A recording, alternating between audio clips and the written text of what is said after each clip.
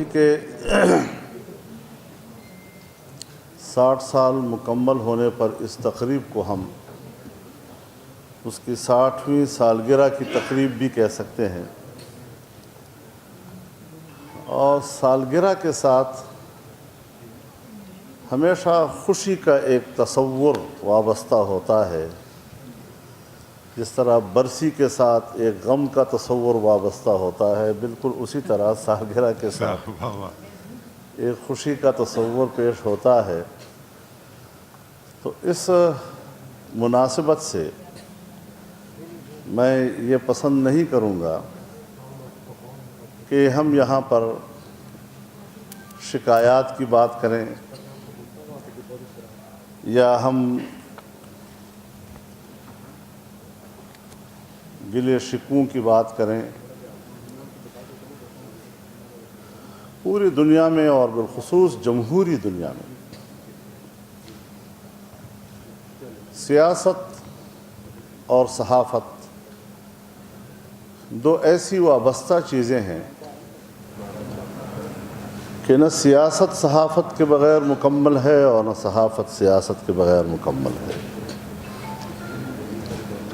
صحافت بھی دنیا میں وہاں پھلتی پھولتی ہے، فروغ پاتی ہے جہاں جمہوری ماحول ہو۔ بادشاہتوں میں، آمریتوں میں،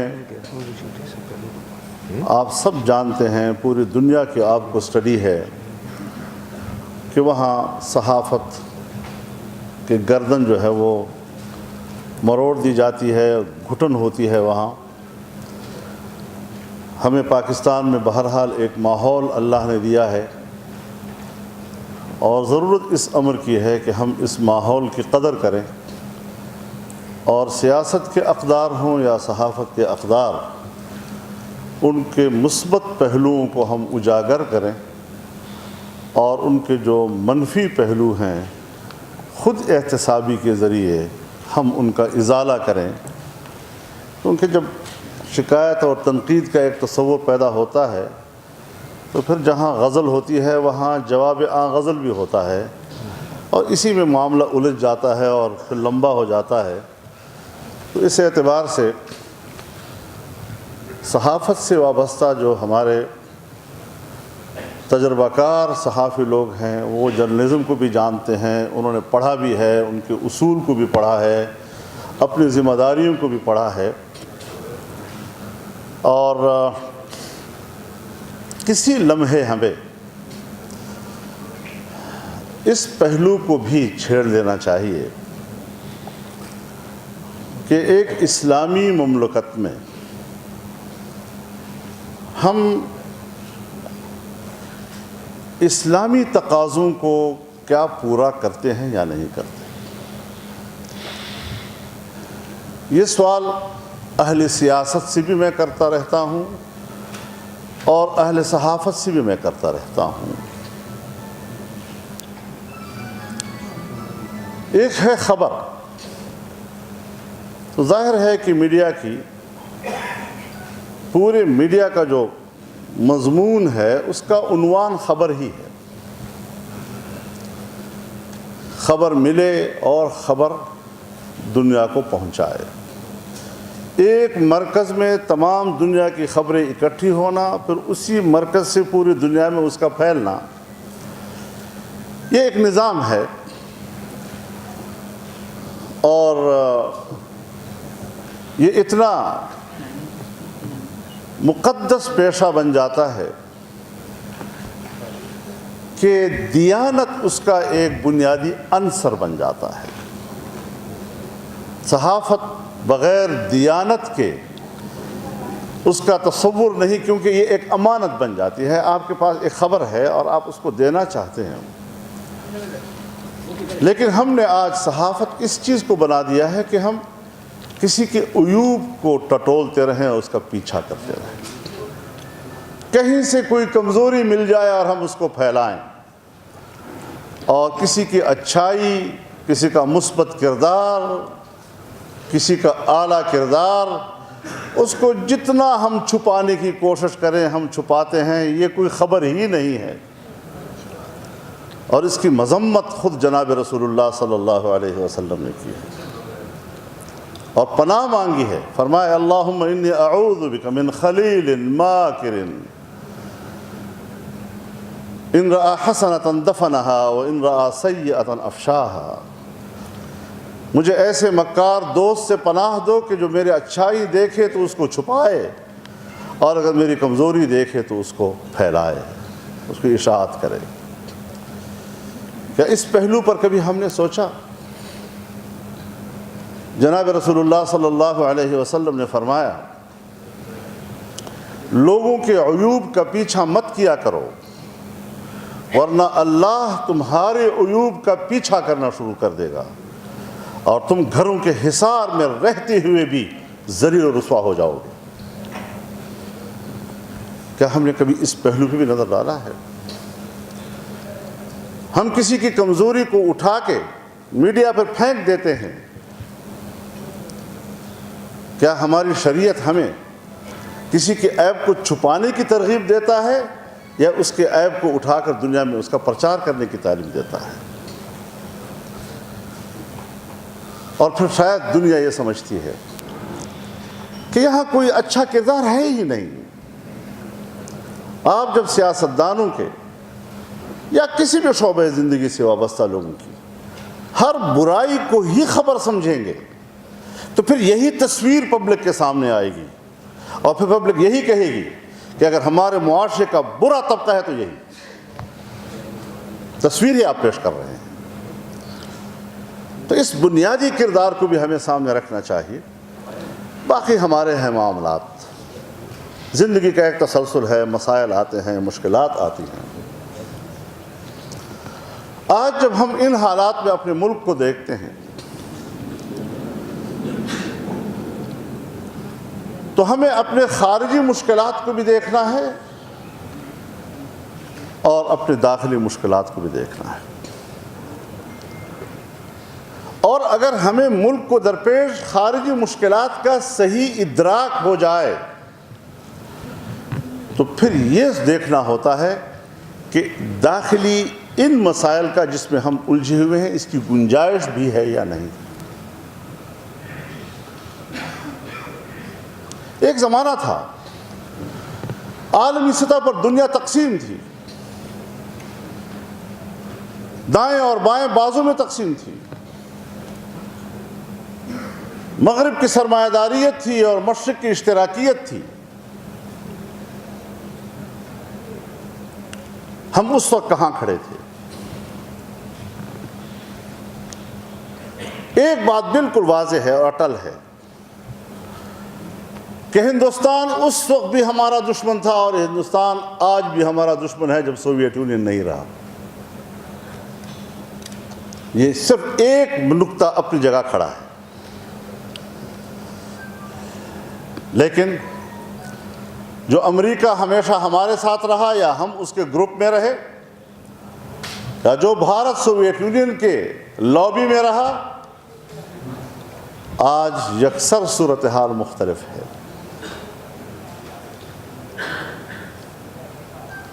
آج امریکہ ہندوستان کے ساتھ ہے، آپ کے ساتھ نہیں ہے.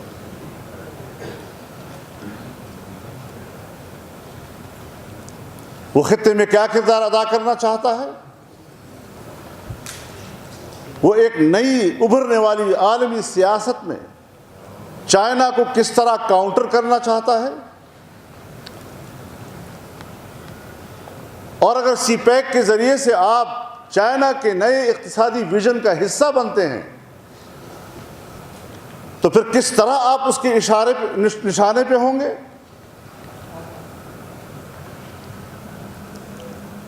افغانستان آپ کا پڑوسی برادر اسلامی ملک، لیکن اس وقت افغانستان انڈیا کی لابی میں ہے، آپ کی لابی میں نہیں ہے.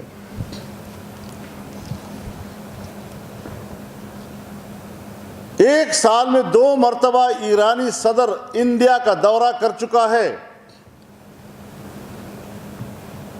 اور ایک برادر اسلامی ملک کی حیثیت میں پاکستان کو برادر ملک کہنے کی بجائے انہوں نے ہندوستان کو برادر ملک کہا ہے.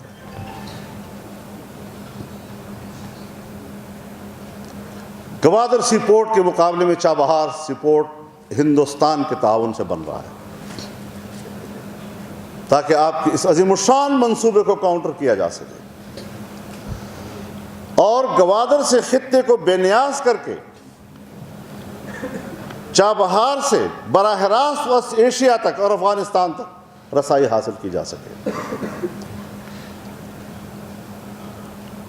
اب اس صورتحال میں جب انڈیا بھی آپ کے ساتھ نہیں ہے، افغانستان بھی اس وقت آپ کو سپورٹ نہیں کر رہا، ایران بھی آپ کے ساتھ نہیں ہے، اور پاکستان کے اس سیاسی بحران میں جو 1 سال کے اندر یا 6 مہینے کے اندر اس ملک میں پیدا کیے گئے اور ہو رہے ہیں، چائنا کے اس اعتماد کو دھچکا لگا ہے، اور پالیسی ساز لوگوں سے معلوم کر لیں کہ ان پروجیکٹس میں کہاں کہاں پر نئی مشکلات سامنے آ رہی ہیں۔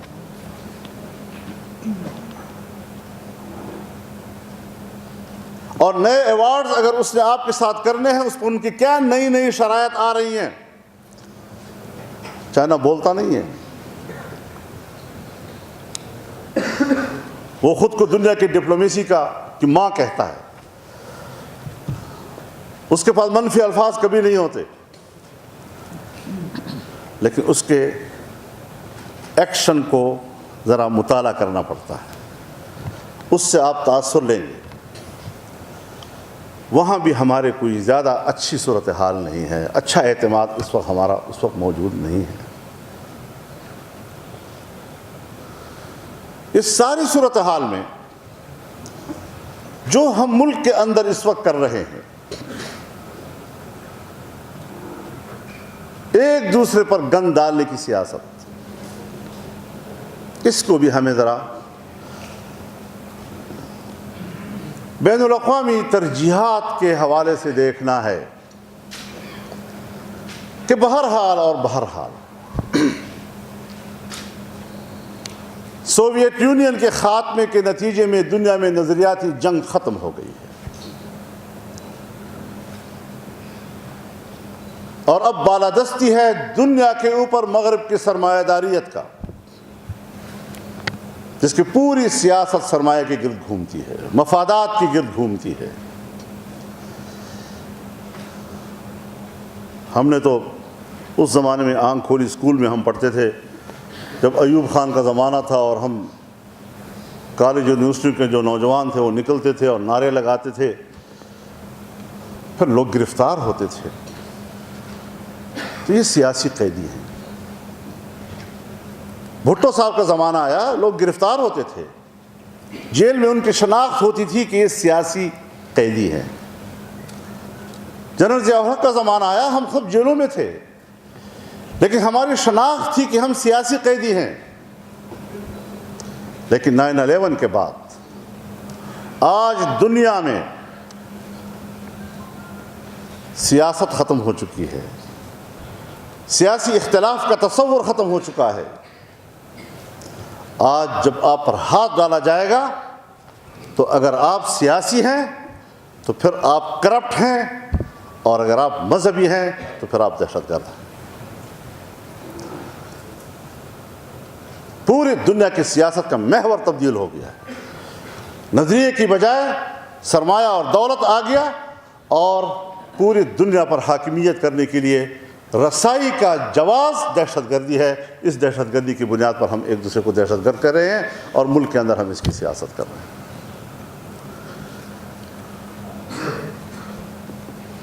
کوئی قدامت پسند ہے، کوئی روایت پسند ہے، کوئی اعتدال پسند ہے، کوئی شدت پسند ہے، اور کوئی جدت پسند ہے۔ شدت پسند دشمن ہے، روایت پسند کو اپنی نگرانی میں رکھو، اعتدال پسند کو بھی اپنی نگرانی میں رکھو۔ روشن خیال اپنا بندہ ہے، اور کس طرح ہمیں آپس میں انہوں نے ڈیوائیڈ کر دیا۔ یعنی مطلب یہ کہ ہمارا مذہب ایک ہوگا، ایک مذہب کے اندر ہم اس قدر تقسیم ہو جائیں گے کہ ایک مذہب کے اندر ہم ایک کو مسلمان کہیں گے اور دوسرے کو کافر کہہ دیں گے. یہ چیزیں کیا آ گئی ہیں ہمارے ملک کے اندر، اور ہم کس طرح میڈیا کی دنیا میں اس کو پروموٹ کر رہے ہیں. لہٰذا یہ وہ چیزیں ہیں کہ جس کو اگر ہم دیکھیں تو ہمارے ملک میں پھر ان بحرانوں کی گنجائش نہیں رہی ہے. جو حکمران آیا آپ نے اس کو چور کہہ دیا، اور میڈیا نے ایسا اٹھایا کہ نہ تحقیق دی کہ نہ پتہ دیکھا.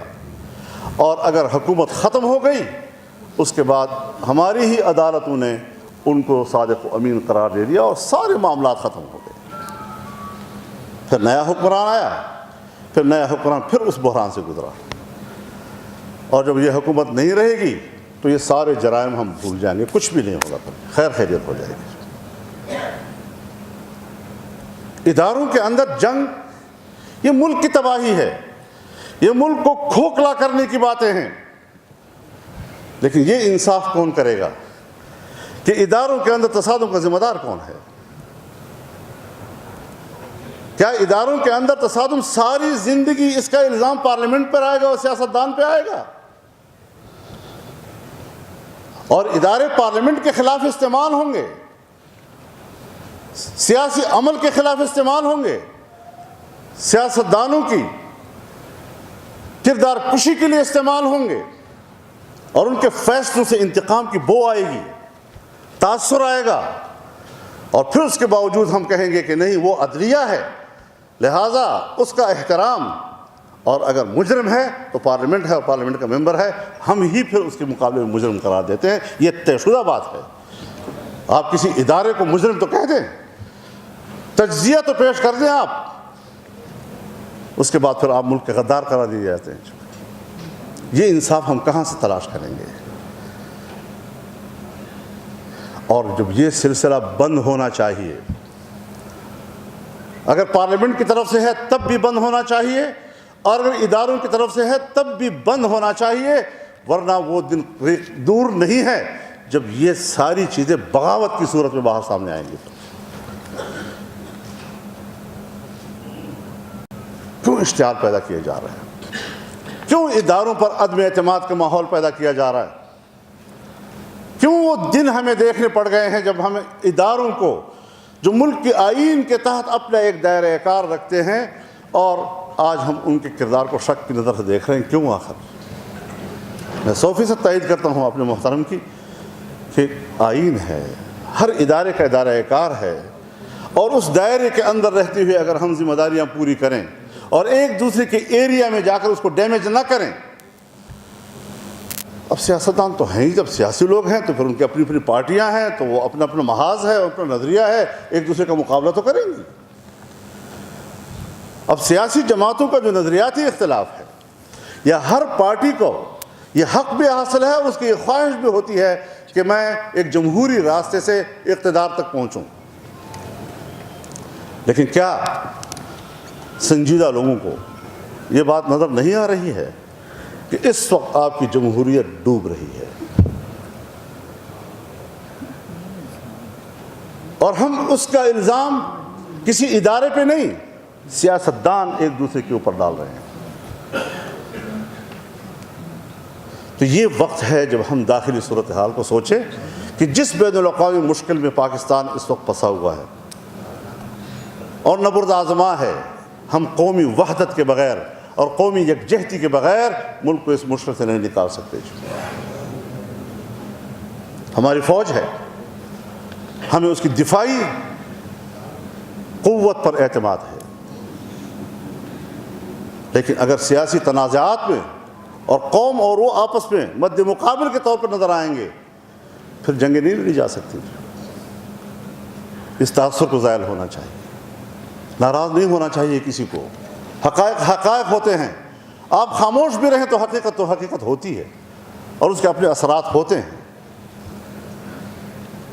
یہ جو ہمارے رویے ہیں کہ کسی حکومت کو ناکام بنانا، کسی سیاسی پارٹی کو ناکام بنانا، کسی منسٹری کو ناکام بنانا، اور سوائے اس کے اور کوئی راستہ نہیں ہے کہ آپ ان کو کرپٹ کہتے رہیں اور کرپٹ کہتے رہیں.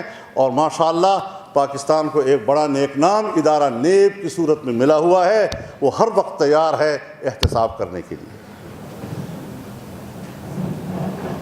میں بلا خوف و خطر کہتا ہوں کہ یہ ادارہ بنایا ہی اسی لیے گیا ہے کہ سیاستدانوں کے خلاف انتقامی کارروائیاں کی جائیں،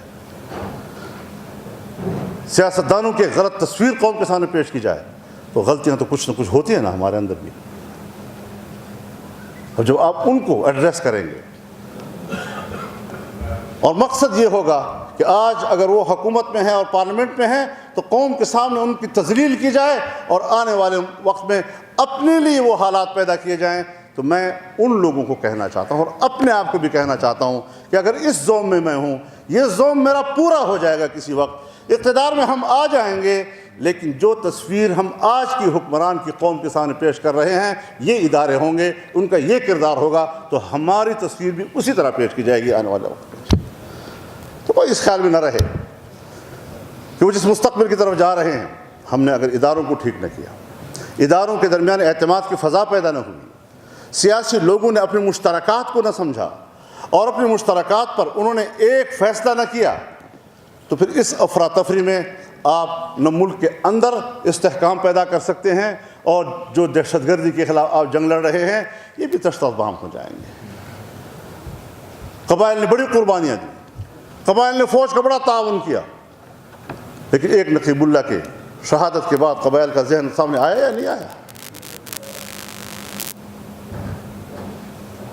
ایک وزیر ڈیرہ اسماعیل خان میں شہید ہوا، رد عمل کس کے خلاف آیا؟